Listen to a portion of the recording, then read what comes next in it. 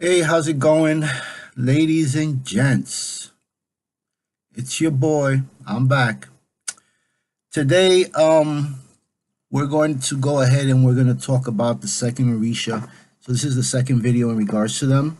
So the one that we're going to speak about today, I think is best befitting with the situation that's going on around United States with the shutdown and all that other good stuff.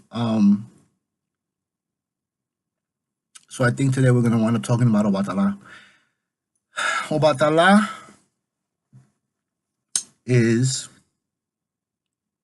well, before I get into any of that, this time what I did, I made some detailed notes. So you're going to be seeing me look down a bit more than in the last video, because in the last video there were some things that I forgot to cover that I actually wrote down in the notes in the description section. So I think I'm going to go ahead and just continue to just have notes and just read off of what I actually have, just to make sure that um,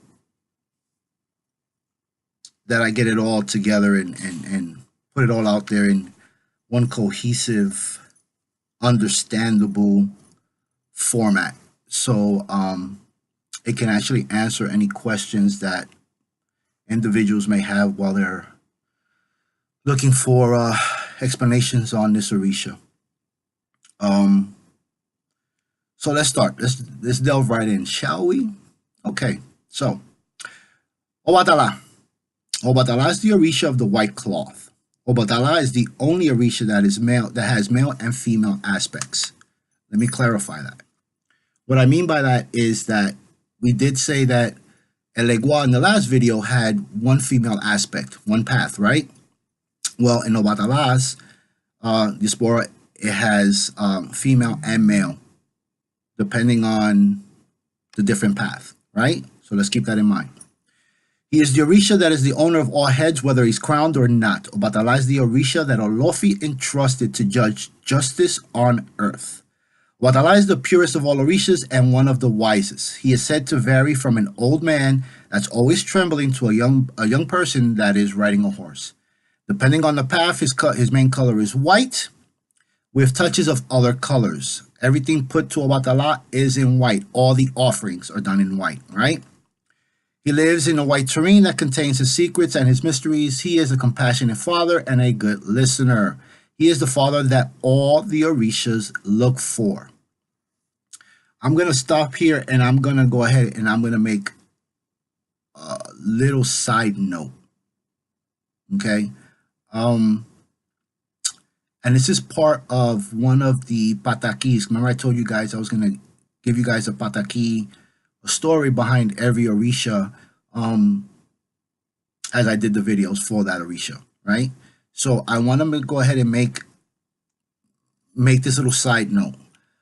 Obbatala was charged by Olofi to create man here on earth, right? So Obbatala came down to earth and started making man and woman out of sand, right? And Olofi told him, when you are finished, let me know, and then I'll go down and I'll breathe life into them. So Obbatala started making the figures out of sand, you know, going down his line, like an assembly line, sort of, right? Kind of weird to say it that way, but it's the way it is. So he started making them. Under the hot sun, he started to get thirsty. So Obbatala started to drink a little palm wine, right? Started drinking a little palm wine. So as he went down the line, he got a little bit more drunk, a little bit more drunk, and a little bit more drunk.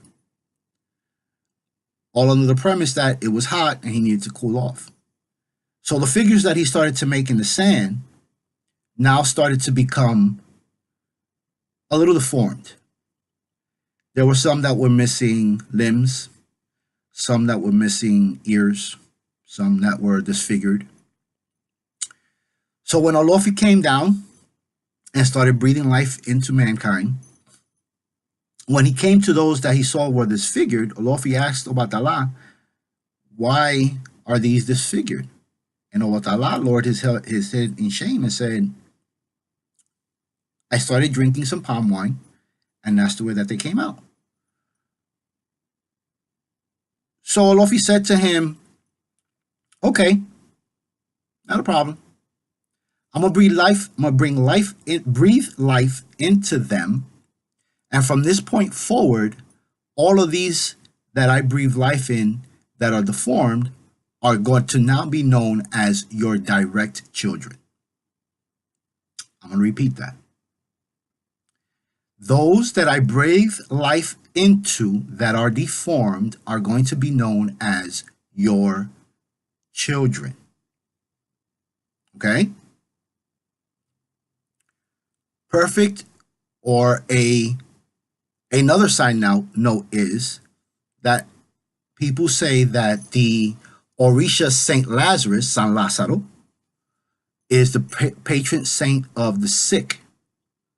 Also, patron saint of those that are deformed. So they share. Why am I telling you this? Because there's always a confusion. There's always a, well, I thought San Lázaro was the one who's in charge of all the sick and all the people that are deformed, and Obbatala represents just pure purity. Yes, Obbatala represents purity, but he also represents, through his children, deformity and imperfections. Okay? Because remember, at one point in time, before any of these Orishas became deities, they walked this earth. Okay? So they were men and women, pure flesh. Okay? So you got to keep that in mind. And any one of these descriptives that I will use for these Orishas, I will try to wind up giving you as much information to not to confuse, but to be able to have separation, okay? So that we can have a clear understanding of what each Orisha represents. So that's key to Obbatala, okay? Okay.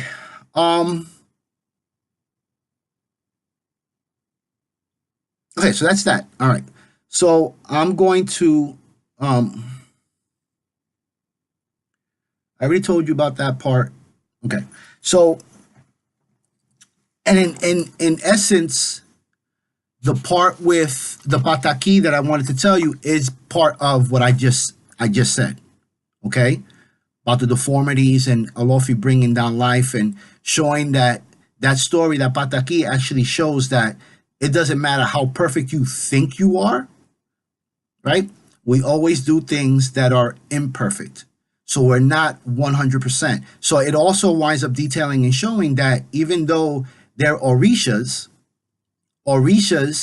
at one point in their lives and one point in their diaspora, it shows not only their human side, but it also winds up showing a few of their defects as not as Orishas, but more of an understanding of how they relate more to us as human beings. Okay? Very important. Moving on to the second point. The second point is that Obbatala has a feast day. His feast day is September 22nd, the same day as the Catholic image, the Virgin Mary. His number is 8 and the multiples of it. Obbatala is a loving and caring father, not only to his children, but to the other Orishas.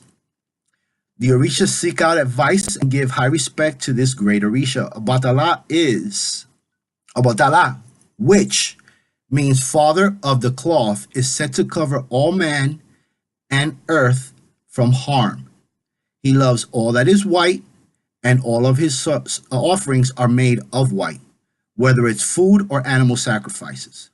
He loves white yams, snails, fruits, white cloth, etc. Kind of get the idea, right? Everything given to him must be topped with efun. Efun is cacarilla. Cacarilla is the powdered eggshells that you find at the Botanica that looks compacted, right? That's cacarilla. And he also likes his things topped with cocoa butter.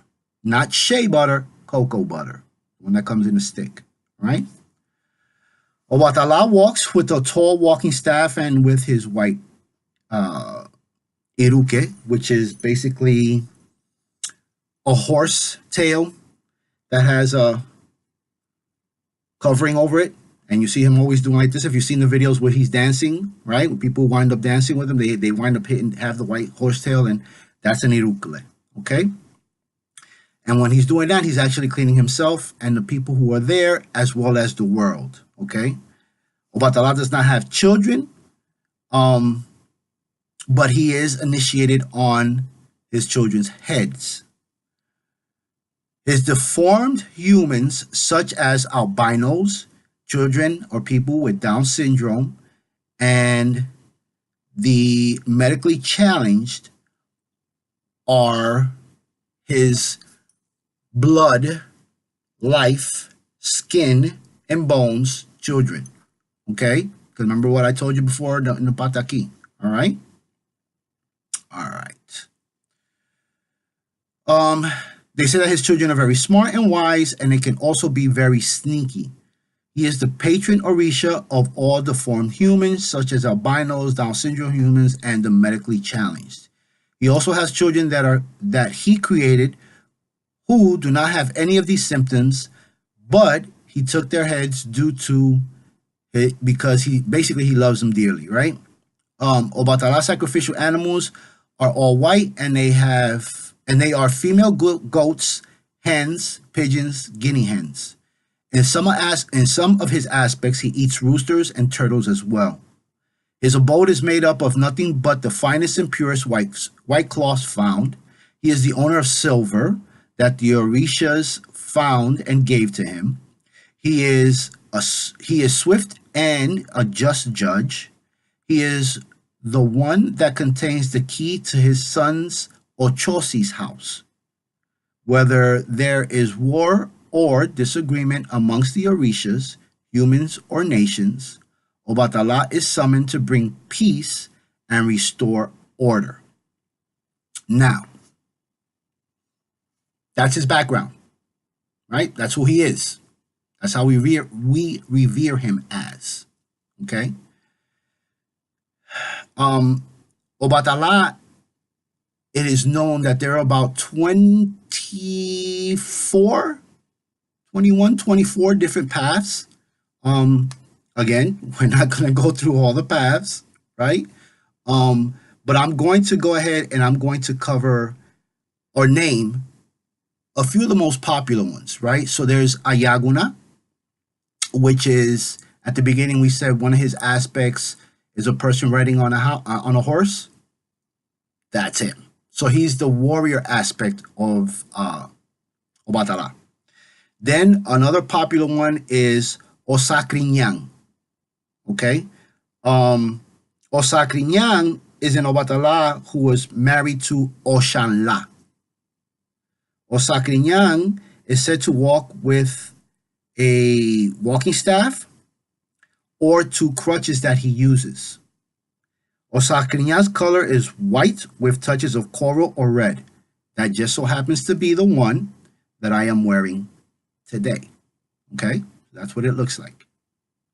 And yes, that is real bone. Figure that one out. It is said that he hears all, and when this Obbatala gets upset, he releases his crutches and dances on one leg. He is the father of Orula. When Osakrinyang comes down, he dances and trembles like an old man.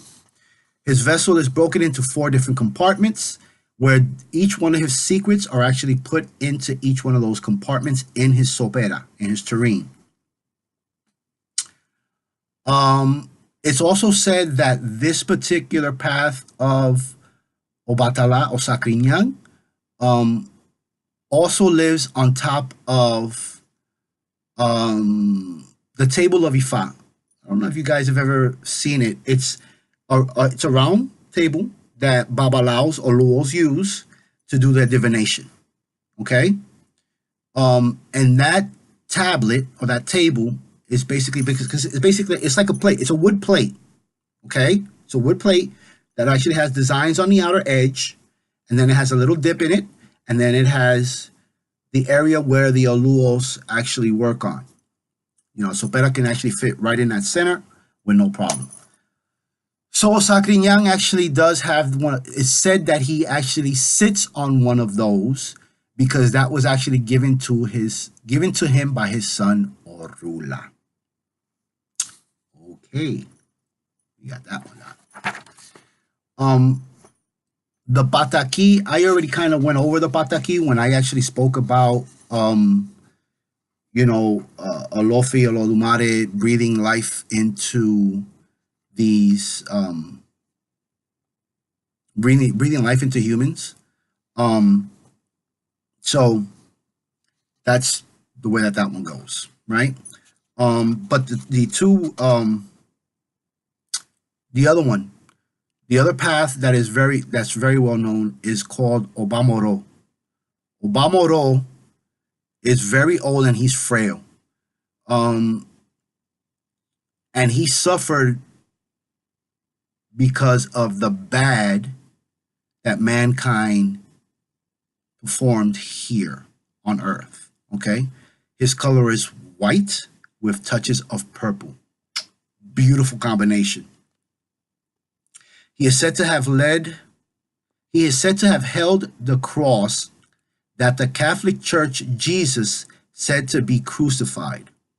When he comes down, he acts like he's carrying a cross of the wood of the world on his shoulders. He takes horns, a ladder, silver axe, and other tools that he uses within his vessel. That's another popular one. One that is not as well known is Ochalufung. I'm going to repeat that. Ochalofung. Okay? This Obbatala is also old, and he is the Obbatala that invented the tongue and showed mankind how to speak. His colors are white with off-white beads. He is the constant and honorable right-hand man of Olofi. He is the rays of the sun when setting. Ochalofung gave Chango the secrets to pack Oge. He invented the art of sewing, and he is preferred child of Oduduwa. You place to him some quartz stones and a crown that holds 16 African gray feathers. His followers place him behind a curtain where not that much light touches his terrain. Ochalofung. There's not a lot that's known about this path of Obbatala. But I will tell you that I do know of individuals who have this Obbatala as accompanying fathers. What do I mean by that? If you don't know by now, when you get crowned Ocha and Lukumi, you have the person who is sitting on your head, on your ledi, right? That's your santo. Like for me, it's Ochun. But my accompanying father is Agayu. Agayu is the father of Chango, represented by volcanoes. So I do know individuals who are crowned Ochun who have Ochalufun as their father. So let me explain how this works. If you're crowned a female deity, then you get a father as accompaniment. If you get crowned a male deity, doesn't matter if you're male or female, you get crowned a male deity, then you get a mother as an accompanying Orisha. Okay? That's how it works. If it's a female, you get a male. If it's a male, you get a female. Got it? Okay. Let me see. Who's another one that's actually pretty good? Ochanla. Orishanla. It's the same one. This is the female aspect of Obbatala.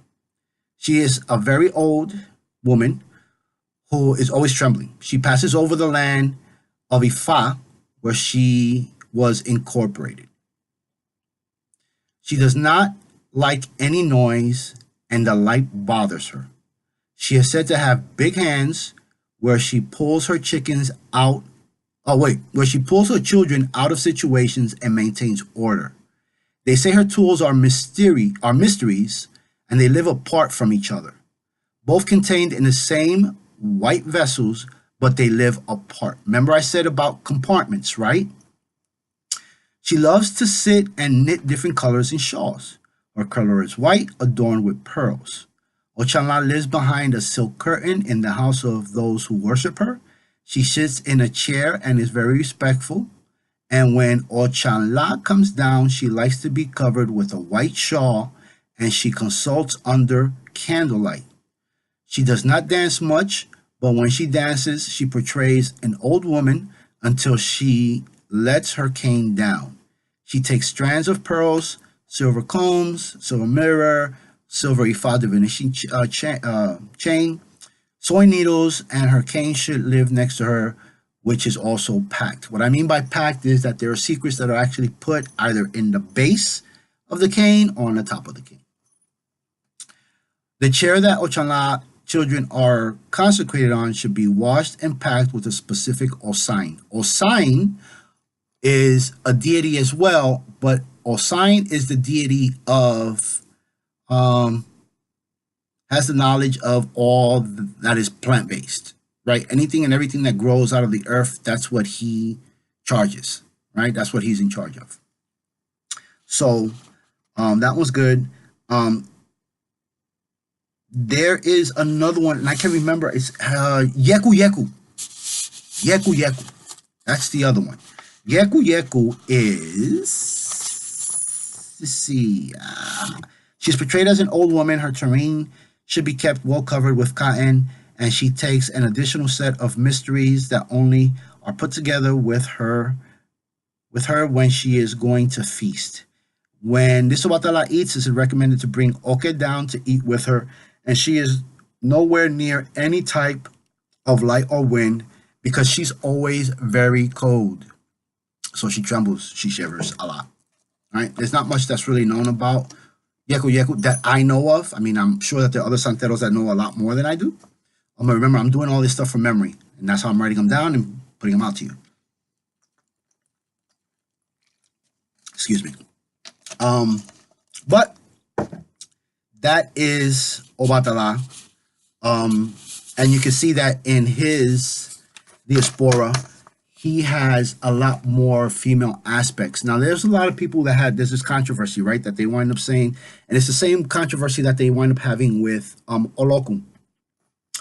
Olokun is a deity that, I'm not going to get back into that. It's the controversy is that with Olokun is that some people say that it's female, some people say it's male, some people say 6 months out of the year is female, some people say 6 months out of the year is male. I don't subscribe to any of that. It's a male, it's a male, it's a male. End of story, right? Because a lot of people associate Olokun as Neptune, right? If I have to associate it with something that's commonly known, Neptune. So that's how I have it in my mind. That's the way I put it forward. But this is Obbatala. I hope that you got some information from it. I think it went a little smoother this time because I actually went through my notes instead of just doing it all from the top of my head. But yeah, this is Obbatala in a nutshell. If you have any questions, concerns, comments, as always, hit that like button. Leave your comments below. I will try to answer them as best I can, as soon as I can. Don't forget to hit that subscribe button. And I think the next deity that we're going to go ahead and cover is actually going to be Chango. And that's going to be a long one because there is a lot of stuff that goes with Chango.